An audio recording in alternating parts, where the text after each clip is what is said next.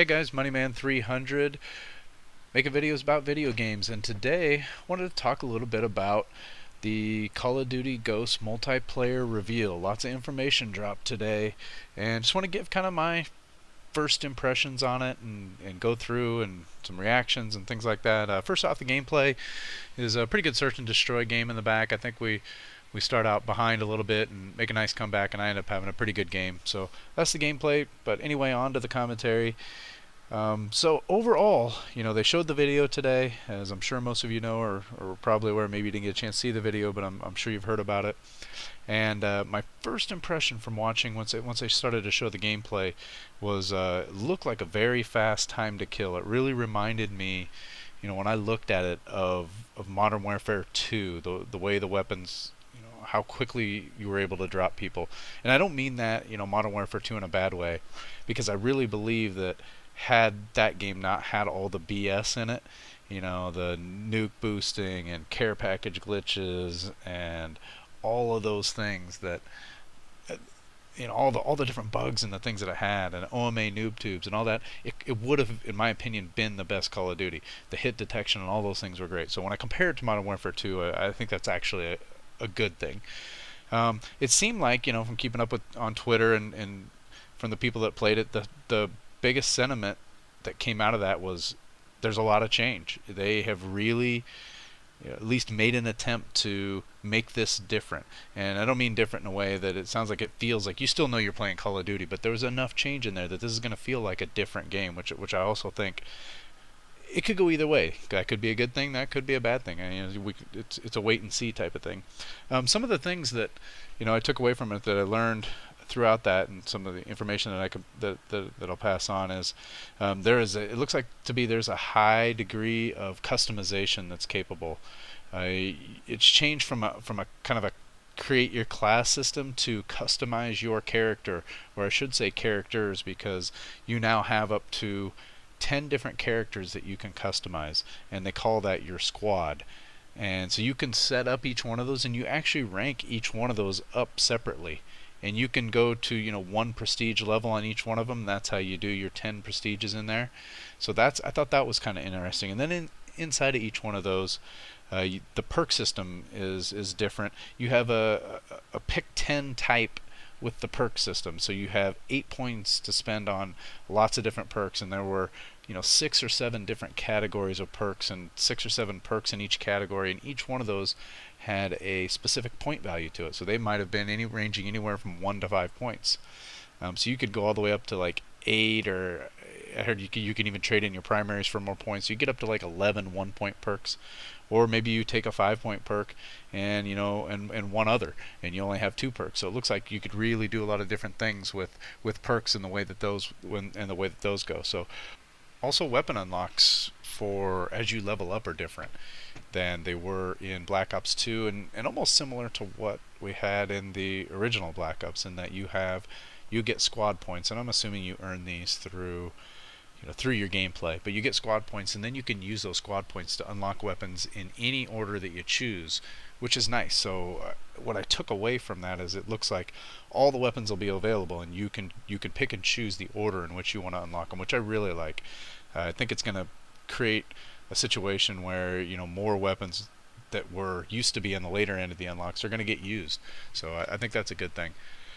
Looks like there's also a new weapon class. So we've got the you got the sniper and you got the AR, but now there is a new weapon class that's in between those, and it's kind of shades of old school Call of Duty 2, or even before that, and people used weapons like the M1 and the Kar 98 and those bolt single shot or semi-automatic type weapons. But that looks really interesting, and maybe something like the FAL falls into that and things like that. But it looked like bolt shot type rifles, and even things that had a lesser scope on there. So that was kind of cool. They also mentioned that there are 30 new weapons in the game, so that'll be fun. The support streaks are back. So the whole strike package idea that was in Modern Warfare 3, that is back, although they did mention that they did reduce the lethal streaks in there, which I think is a good thing. I thought that I despised support streaks because I thought they were too easy to get too good of streaks. So those are back. The death streaks are gone. No more death streaks. No more last man, dead man's hand, all those, mini nuke in your hand when you die. I love that. Thank you.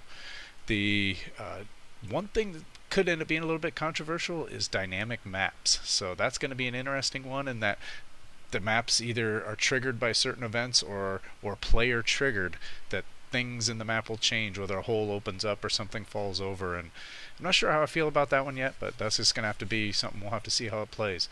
A lot of new player movement things. So you have sliding now, a new sliding mechanism where you can kind of slide down and then pop up shooting, and I thought that would look pretty cool. Mantling, when you go over something now, you have your gun out and you kind of swing your legs up over it, and then leaning, the capability to lean around a corner. I think those are all good things.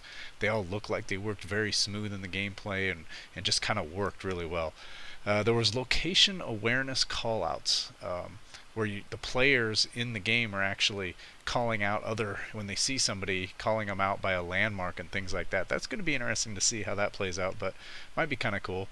There's new kill streaks, as with all of them. You got one that's we've seen it in the trailers. You got Riley the dog as one of the kill streaks, where it's kind of like your own little personal dog that follows you around killing other people.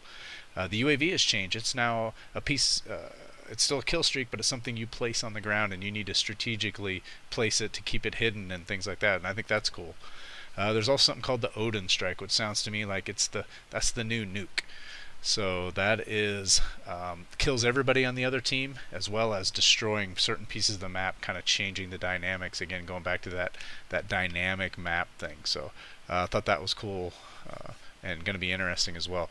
All in all, I said that I think there's 20 new kill streaks, so that should keep things interesting. New game modes as well, and with that, I did not see CTF Hardpoint or Demo, although it could be that inside the new game types there are things that are similar to that. So there's some interesting ones. A new team deathmatch one, when you kill somebody, you actually then become faster, can reload faster, but then you have 30 seconds to kill somebody else or you explode. So I thought that was kind of interesting and looked like it might be kind of fun. So we got that one. And then there's this whole squad-based mode, which kind of takes the co-op part of it a little bit, but there's some PvP pieces in there, which is cool as well. So the old survival mode from Modern Warfare 3 returns in the form of the squads mode, but you use your characters that you ranked up to do that. You could also go like in a 1v1 situation where it's like your squad against somebody else's squad, and there's lots of things like that. So I'm excited to see what the new game types bring. Domination was still there, some of the old staples like that. So no worries there. Search and destroy, some of those. Also esports. So they did announce their support for MLG, and that for those of you that follow esports, I do. I really enjoy watching it. So it was nice to see that there's going to be support for esports in the game, and that it will be the flagship shooter for MLG in 2014. So you know that it's going to get good support like that. They did not mention anything about league play, so they said there's more details and things like that to come from, or still yet to come. And then also a tidbit I picked up: no in-game live streaming and no theater mode. So that's going to be interesting too. But video's wrapping up. It's going to be interesting. Should be fun. I'm looking forward to it. And we'll catch everybody in November online. Thanks for watching, guys.